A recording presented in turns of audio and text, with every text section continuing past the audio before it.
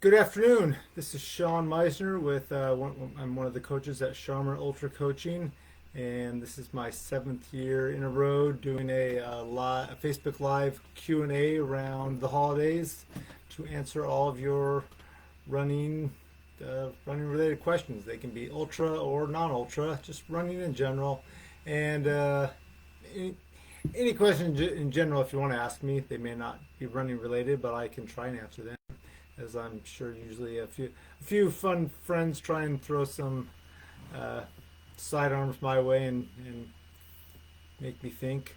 Um, but what we got going on tonight is, or this afternoon, this will be anywhere from like 45-ish minutes or so, and a few people have already asked me questions in advance, and I encourage you to please write some of your own questions in the comments, and as they come through, I will try and get to them. A little bit about myself. I have been a runner for a little over 40 years. My first race was in May of 1983. And I've been running ultras for 22 and a half years. I've run 205 ultra marathons now. Got 200 in 20 years, and then I haven't run many of the last 2.5 years. I've been doing a lot more biking and shorter running, which is fun too. You don't always have to run ultras. So that's just a little bit of my background on running. As far as coaching, I have been a coach since 2001.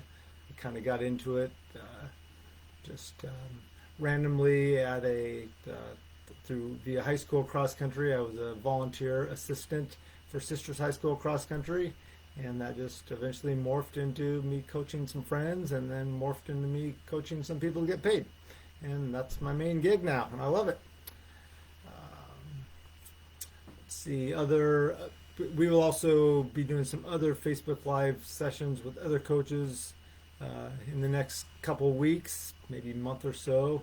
And tomorrow at the same time, Annie Hughes will be doing the same thing as I am, just with the Annie flair, where I have the Sean flair.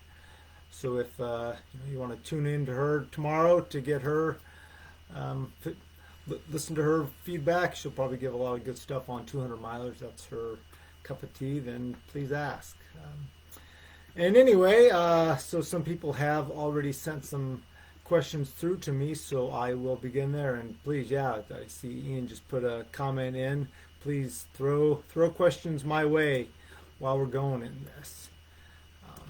But the first one is from long-time listener. I think Dean has asked me questions every single year I've done this. So thank you, Dean, for tuning in again and asking questions. I appreciate that. Dean, he says, I have a client. So apparently Dean's a fellow coach. He has a client that got into hard rock. The client lives at 3,000 feet, and nearby mountains are 90 minutes away and only go up to about 7,000 feet. What can they do to prepare for altitude? They have completed UTMB, Fat Dog, Bighorn. Would most of the running at Hard Rock be just on the downhills? That's a great question, Dean. And just in general, most people that run Hard Rock don't live at high altitude. That's just math tells us that most people live near sea level, and most people that run Hard Rock live near sea level, and that's just the way it goes. And your client being able to get to 7,000 feet is a lot higher than most people can get when they're training for Hard Rock. And even your client's sea level at 3,000 feet is much higher than most people live for training for Hard Rock. So I'd say your client is up a little bit, except for obviously compared to the Silverton locals and Leadville locals and whatnot. But I mean, the best thing as far as they can do in general is just get up, just be fit. That's the best thing you can do for, any race in general, but specifically for something like Hard Rock, be fit. There is a little bit of a crossover with higher red blood cell count and training and heat. So if they live somewhere lower and it's hot, or they can get in the sauna, that will also help make some more red blood cells, and that's kind of the same thing that altitude will do. It's not going to be an exact one-to-one there, but it'll be better than nothing. And just running in the heat will make them suffer, and they will be suffering as they go up handies. So just that suffering part of it is never a bad thing to get more comfortable with, and they'll be suffering more than just when they're going up the handies. They'll probably be suffering every time they go above 12,000 feet, definitely, but even above 10,000 feet probably. Um, I found though a lot of times that hard rock for people, it is around around tree line where people get, that's where they really start suffering, and that's around 10 or 11.5, so almost that 12,000 foot range. And then hills, whether that's on their local hilly trails, just on daily runs, just to get fitter, get stronger on the trails. It could be hill repeats, longer hill repeats, specifically for hard rock, long hilly runs. You can throw in hill repeats on the longer runs, but what would probably be more beneficial is hilly hikes for part of that long run. And with the weighted vest could be good. It could be a weighted vest, or it could just be their regular running pack, just with more things in it. Usually when I have clients do that, I just tell them to put a bunch of water in it, because then at the very least, if they get thirsty, they can drink the water.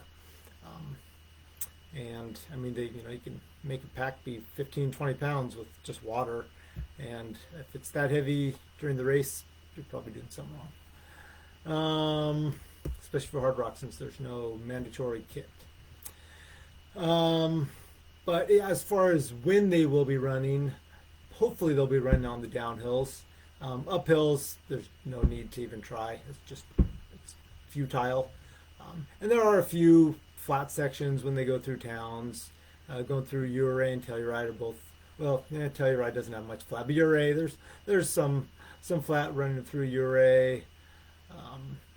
But I have no idea which way the race goes in 2024.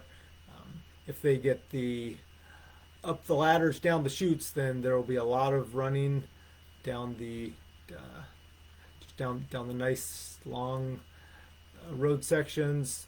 They come down Camp Bird Road and towards the base of Handies. But I don't know which way it goes this year, since I no longer live in Durango. I'm sad to say I don't go there every year anymore, so I just forgot which way they go each year. If someone out there can tell me, that'd be great. But yeah, they should get comfortable, or anyone running hard rock, get comfortable with being a good hiker. Just go on some good hikes. Because one thing we talk about a lot in the Sharman Ultra coaching, in the longer the race is, where there's more hiking, it's a big thing isn't how fast your fastest speed is, it's how fast your slowest speed is. Meaning, be a good hiker. Be efficient at hiking. When you start hiking, when you go from run to a hike, don't just start walking, hike with purpose. And obviously at 13,000 feet, that's going to be harder. But still, you can still kind of hike with purpose. It's going to be slower than at 4,000 feet, but you can still hike with purpose. And practicing that in training is what's going to help with that. So yeah, that's it. Thanks, Dean, for that question. Let's see if anyone else. Let me see. Dean, any tips they get into altitude-related illnesses during the race? If it's something really bad, then like HAPE or HACE, where they get fluid in their lungs or in the brain, they have to go down in altitude. That's a non-negotiable.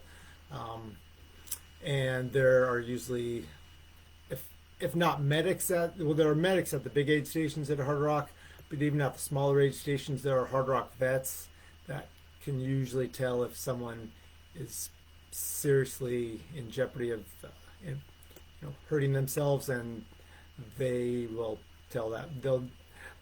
They have the authority then to pull that person and hopefully try and put them in a car and get them down from altitude as quick as possible.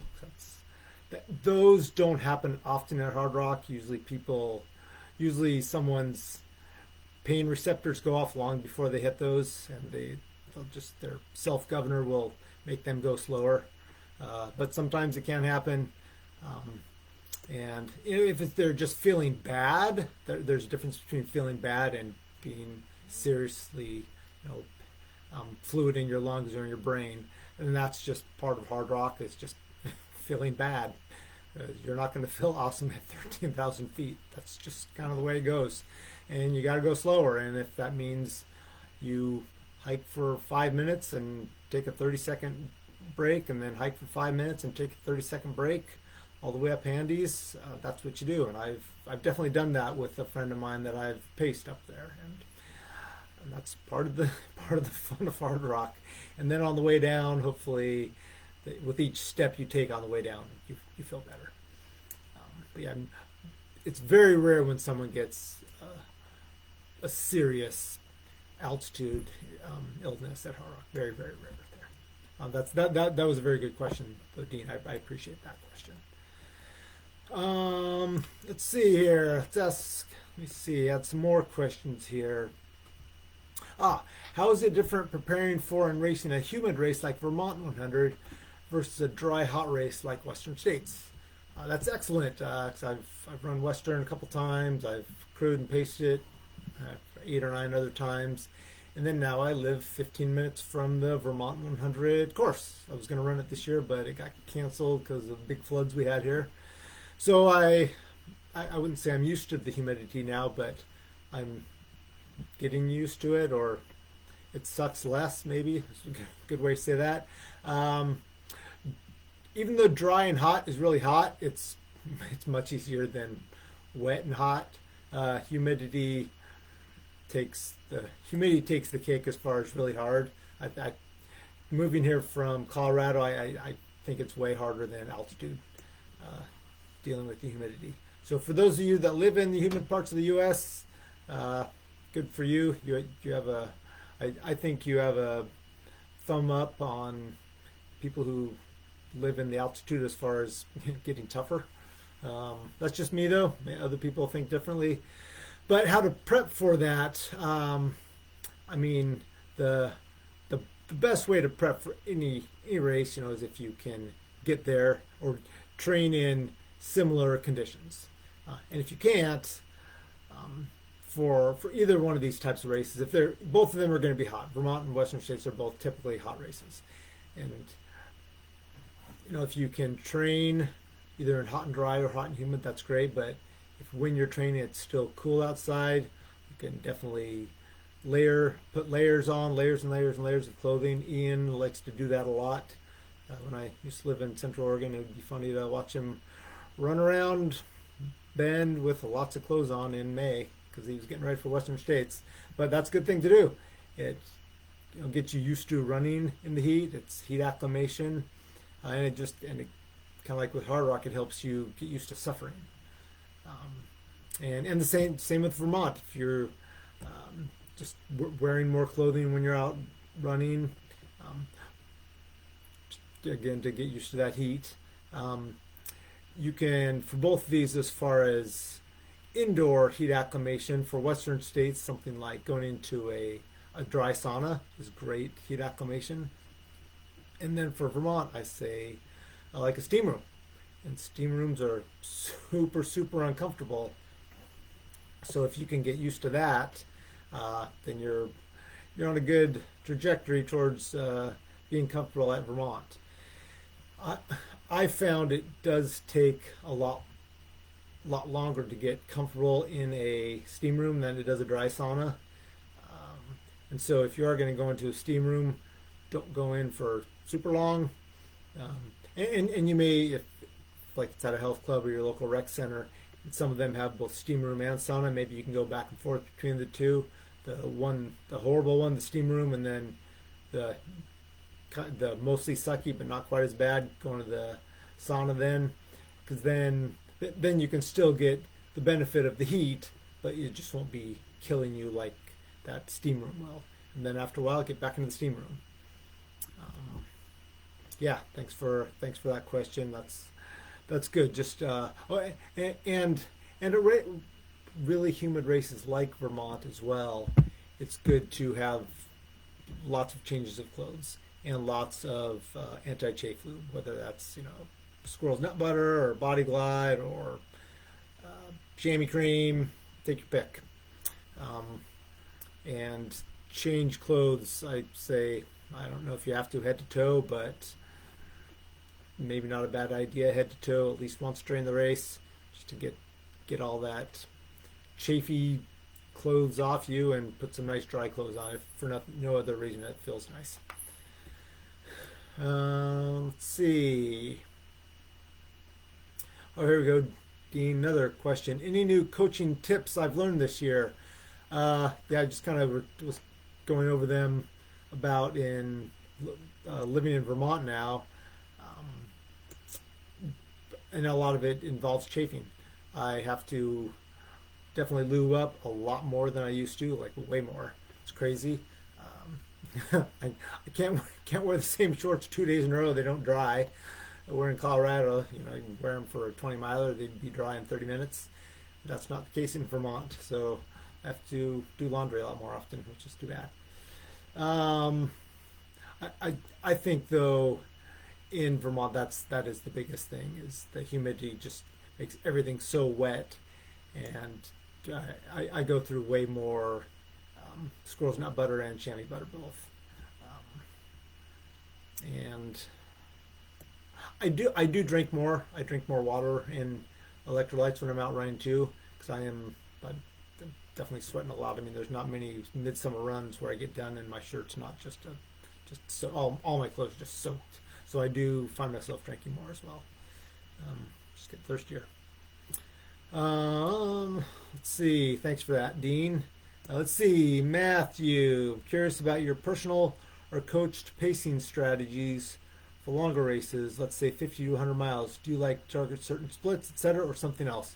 That's an excellent question, Matthew. For longer races like that, especially early in the race,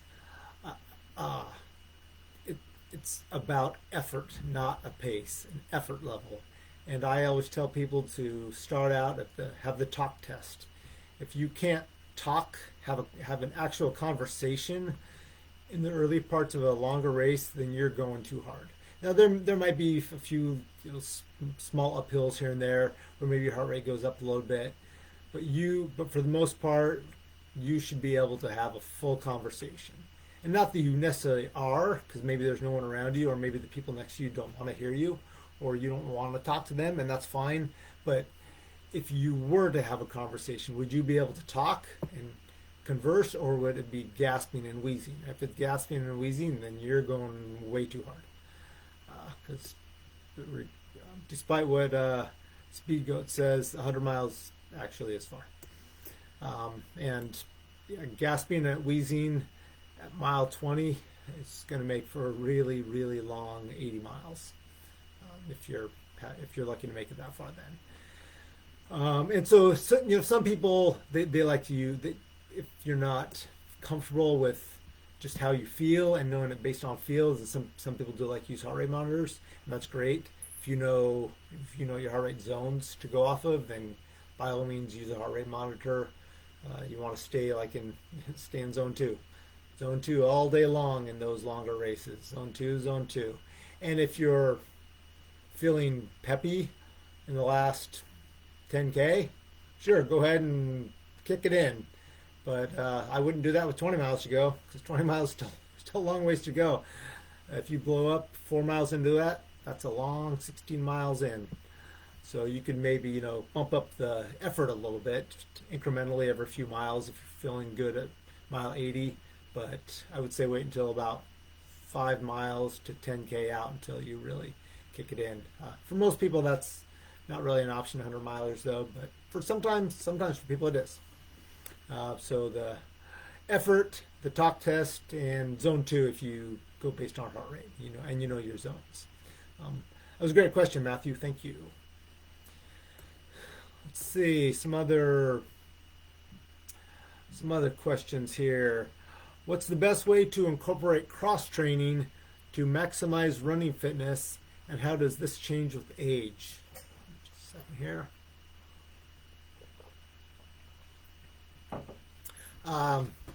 That is a great question. For most of the first 20 years of my ultra running, I was mainly just a runner. And I don't say just a runner, but I didn't do many other endurance sports. I would I used to bike a lot pre-ultras, and once I hit the ultras, I kind of forgot about my bikes. And then about 19, 18 years into ultras, then I remembered, oh yeah, my bikes. So I got those out and started riding them again. And that kind of coincided with me being like mid 40s, something like that. And I found that when I was, it pretty much did hit when I was mid 40s, I couldn't run the miles I used to run. It was just beating my body up too much. And so the cycling, and I think that's why I turned to my bikes then. And the cycling still helped me get in long endurance outside, but without the pounding on the body. And I got myself a gravel bike, and that's like the best thing I've ever bought as far as sports equipment. I love my gravel bike. It's taken me from coast to coast, literally. And yeah, you can. I mean, I really really look forward to like long days on the bike. It's so much fun just to get on and put some money in my pocket and ride out to some of those stereotypical Vermont country stores and get some creamies and whatever and be out for 5 to 7 hour days.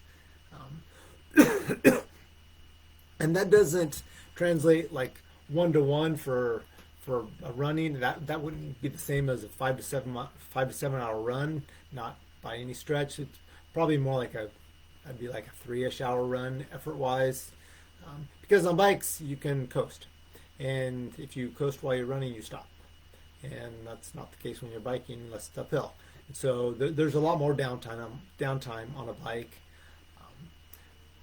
and that's one of the reasons why it's less hard on the body, but also you just you're not pounding. But yeah, I highly recommend cross training to any age, but especially more so if as you get older and you're just noticing that running is pounding your body more and you can't run the mileage you used to run, whatever that was, if it was high mileage or low mileage or any mileage, whatever that was. If you can rotate 1 to 2 days of cycling in a week for some to take the place of either an easy run, or if you have a back-to-back long run scheduled on a weekend, maybe one could be a long run and one could be a long bike. And I think that's an excellent way to do it. Excellent way to do back-to-back weekends, back-to-back long run weekends. Yeah, it's great question. Let's see if we have any others here. Another from Dean. How do races compare challenges on East Coast versus West Coast versus Colorado? That's a great question, Dean. East Coast, they're way more technical. They're just way more technical. Except for maybe like Squamish area where Gary Robbins is. His races are pretty technical. But the Northeast where I live in Vermont, the Green Mountains here and the Whites in New Hampshire, they're just super rocky, super rooty, wet, technical, steep. They're very steep. We don't have the altitude, but we have those things. That said, there are pockets of races like the Vermont 100 is definitely not a technically difficult race. That's mostly on dirt roads and a little bit of single track, but it's a pretty runnable course. That's why I was looking forward to running it this year. Same with the Vermont 50. It's a little bit tougher terrain-wise than the Vermont 100, but those are both very runnable courses. But kind of the stereotypical East Coast races, there are a lot. I mean, I guess I said there are a good number of non-technical, but percentage-wise, there are more technical races East Coast than there are West Coast and Colorado. And so like in Colorado, I consider a lot of them, especially in the San Juans where I was living, not necessarily too technical, but more just rugged, where, not super rocky and rooty, but just the terrain underfoot, it's still kind of pocky and definitely some rocks and boulders, but the ruggedness kind of can be made up from just the altitude as well. Just tough like that. And then West Coast, where I was living in Oregon, I mean, that was like butter.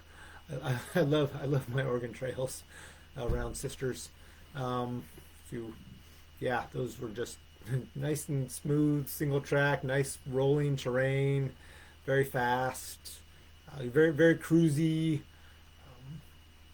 and that's just not as much here. There are some of that here, some of those here in Vermont, and definitely some in Colorado too. California, like around the Bay Area, like in Marin Headlands, that's very cruisy. Like Central Oregon too, it's hillier in the Marin Headlands, but underfoot, it's very much the same, nice buttery single track. But I I don't hate the super technical stuff as much as I did when I moved here, but I found my mountains where I like to hike, or well, that basically are hiking, and then I found the trails where I can run, and it's a good combination. So I appreciate that. See, Kristen's a northeasterner from Connecticut. There, what are some of my favorite races? Oh, that's a good question. um, as Let me see. Just in general, I love Bighorn. Bighorn is in Wyoming. It's in north central Wyoming, around near Sheridan, and I love it because they have four different distances: a 30K, 50K, 50 mile, 100 mile, and three of them are point to point. The 100 mile is out and back, and just the big community there is awesome. They do such a good job putting it on. They stagger the start times of the races, so people from the different distances finish together. And that's kind of cool. You could be struggling in from the 100 miler, running near or walking near a 30K, and that's pretty cool. I appreciate how they do that. And some of the remote aid stations, they're tended to by cowboys who aren't runners at all, like not at all, but they just know how to take care of people, and I think that's pretty cool. They load up their horses and other pack animals, pack in however many miles it is out to the aid station, and they get a fire going, get some bacon frying, and a couple miles out, you're like, "What's that smell?" That smells like bacon, and in 15 minutes, there you go. You've got some bacon from a super nice cowboy who's never run a mile in his life, but he knows how to take care of people, and that's what he's doing, and that's what I love about Bighorn. Other ones, Hellgate 100K in Virginia. That's a Horton race. That's a very very special race. Where's Waldo? Although now it's just Waldo, but I used to run it with Where's Waldo, so that's what it was. 100K in Oregon. That's another very special race. I love that one. JFK 50 miler in Maryland. It's another great classic. So let me see some shorter races. Kennebec Mountain Run 15 miler in Durango. That gets a big nod for there. Bloomsday 12K in Spokane, Washington. That's my hometown race. That was my first race in 1983. Love that one. Yeah, say those are some of my faves. Copper Canyon Ultra in Uruguay. That's a great one too. Just the history behind that one now. Thanks, Kristen. Let me see here. Gonna go through. What would you recommend for someone's first 100-mile races? Hang on just a second here. I would recommend someone finds a 100-mile race that excites them. Whether that means a flatter, faster, or easier, I think that's a better way to say that. Less technical, doesn't have extremes, something like, if that's what's gonna excite them more, then that's a great first 100. If and some of those examples, I guess, would be like Umstead or Tunnel Hill or Brazos, Yeti, Badger, any of those that are on rail trails, basically, or rail trail type terrain. If something mountainous is, excites someone, they come from like a big backpacking and mountaineering background, maybe they're more excited for a mountainous one, something like Bighorn. That was my first 100, and I loved it. It beat me up, but I loved it. It was an awesome first 100 miler. I have very fond memories of that race. Western States could be a great first 100 miler. Obviously has a lot of history behind it, and it would be very easy for anyone who's running Western to get a crew, because which of their friends doesn't want to go to Western and just to be part of it. Vermont, that's a nice in-betweener between super mountainous and flat, because it's still got like 17,000 feet of vert for mostly being on roads, which is pretty good for a mostly road race. Has more vert than Leadville. Of course, the high point's only like 2,000 feet, or maybe not high, maybe 1,800. But yeah, I would say though, Dean, the biggest thing is whatever type of terrain excites someone, because that's what's gonna get them out training, and then they're going to be excited for the race. If they're excited for a mountainous race, but an easier one on a rail trail, that may not be exciting for them. So they're just not going to be as motivated to train, and that'll kind of and then maybe when they finish, they'll be like, eh.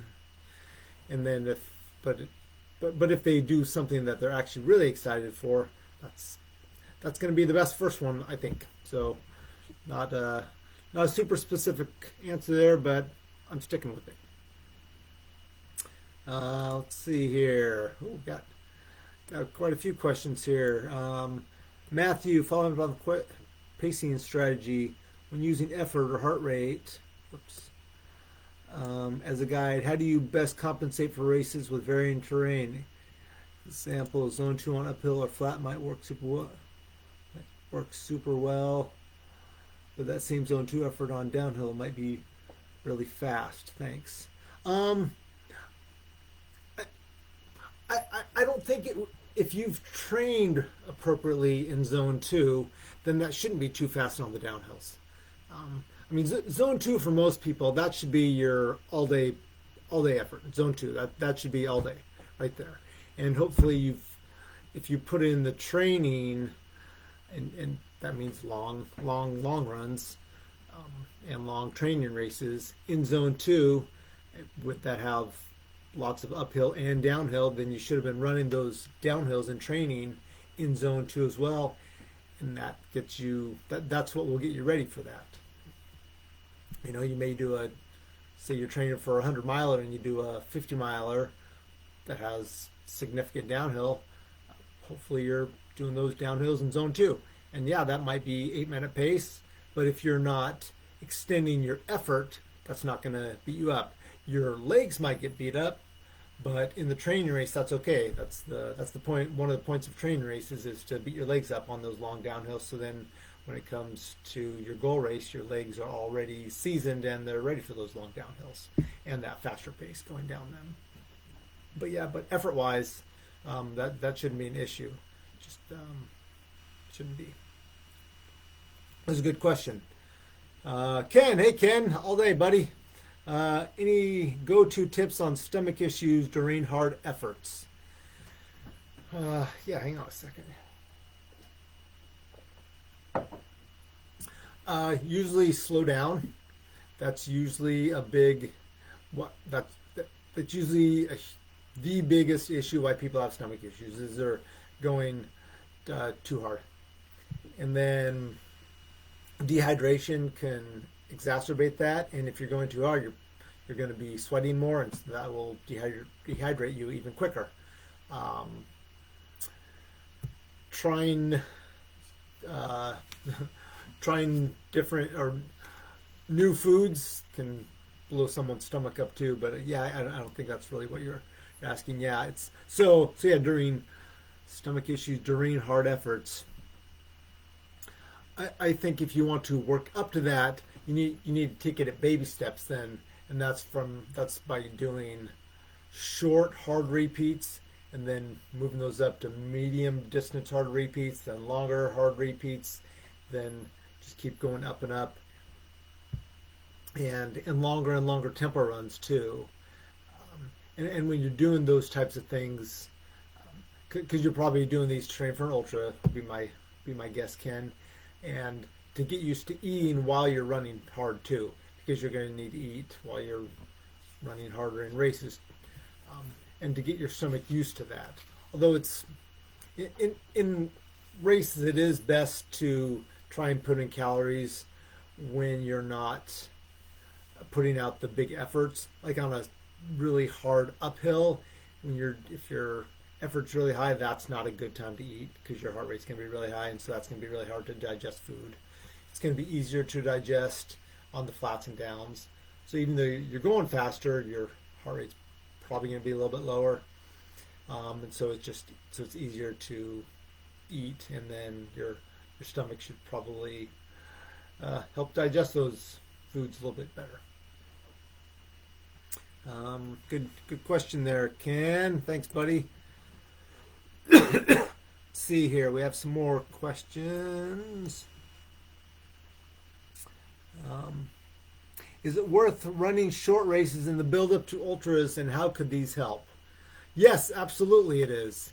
And so by short races, I'm thinking sub marathon or sub 50K. Yeah, absolutely. One of my favorite race distances for ultra runners is the half marathon, specifically the road half marathon, because it's a really, really good long tempo run.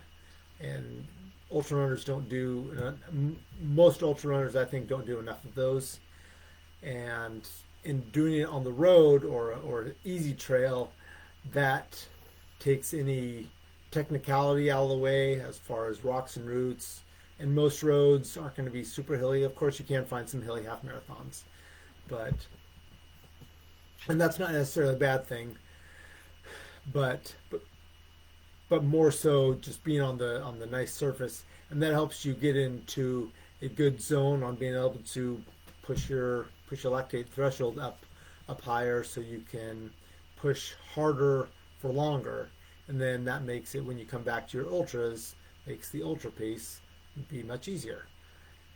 Another bonus of running shorter, faster road races, usually when we're running faster, we run more efficiently, we run with better form, and when you do that often enough, then that will hopefully trickle down into your ultra runs, and so you'll run more efficiently longer, until you eventually are reduced to the ultra shuffle at whatever mile it is. Just when fatigue sets in, sometimes fatigue just sets in. But yeah, one thing that running those shorter races can help make that later in the race. But also another big thing that can help make that later in the race is strength work. Go to the gym and either hire a personal trainer, or just talk to one of the personal trainers there and ask them for a simple strength routine for runners. Or you can find how many hundreds of them online, and if you can do that a couple days a week, and sometimes you can just do these things even at home, then that will help just make all your tendons and ligaments stronger, and then keeping your form better longer into the race, just keep you more efficient. And then the longer you can do that, the better your race is going to be, and less likely to crash and burn. Question there. Let's see. What else do we have here? Oops. Let me see. What's my preferred race distance, both for my own racing and for training runners? Well, I touched a little bit about that on the half marathon. Specifically, I said road half marathons. Personally, I love road half marathons, and it was through my love of road half marathons that I figured out that they're a really good training race for ultra runners. Just throwing them in there. And when I introduce those to some ultra runners, they don't understand why. Then once they do them, they're like, "Oh, yeah, that helps a lot." And I think a lot of people, if they come to ultras more from a road running background, when they were training for half marathons before, it was a lot harder to run the half marathon because that's what they were peaking at. But now they're peaking up here. So then getting onto a road and running a trail half or running a road half marathon where it's just down here, those 13 miles go by really fast. And they, it doesn't shoot your whole day. You do it, and it's just a good hard, 13-mile day, and then get on with your day. And as far as preferred race distance for me, that's a big one. And for training runners, I like it both for myself and training people. I love diversity. Whether that's people running 5Ks, 10Ks, half marathons, 50Ks, 50 mile, 40 mile, 100K, 100 mile. The more you can put diversity in both your training and racing, the longer you'll probably be a runner because you're less likely to just get into the same routine of doing the same thing over and over and over and over and over again every day, every week, every month, every year. And not only does that probably get boring, you're more likely to get overuse injuries if you're just doing the same thing over and over and over again. With putting some variety in it, it will change things up for your body. Say you've been running a block of ultras for the last 6 months. And after a good rest and recovery period, I'm a big fan of doing like a 8-week block of training for a 10K or a half marathon. And that's really fun to get that leg speed up, and then when you do go back into the ultras, your leg speed's a lot better. Or reverse that for clients that I train more for 5K, 10K half marathons. After they've been doing that for a while, I like encouraging them to maybe jump up to a marathon or 50K. And then after doing like a 3 to 4 month block of that and then doing the race, they're much stronger when they come back to their shorter races. And then that helps them get faster. Just that big base of strength that they used in their marathon and 50K training translates into a nice, really, really nice base to springboard off of for faster speed work then. Good question there. Let's see. Ian says we have for strength training. Yeah, you can get a hold of Renee Mativier. You can find her through the Sharman Ultra website. She's a personal trainer and professional runner that lives in Bend, and she can absolutely get on the phone with you or a Zoom call and help tailor something to you if you don't feel comfortable going to your local gym and finding that person too, or if that's just not available to you. Because I know not everyone lives near a gym. Let's see here. See if we have any other ones I can touch on here.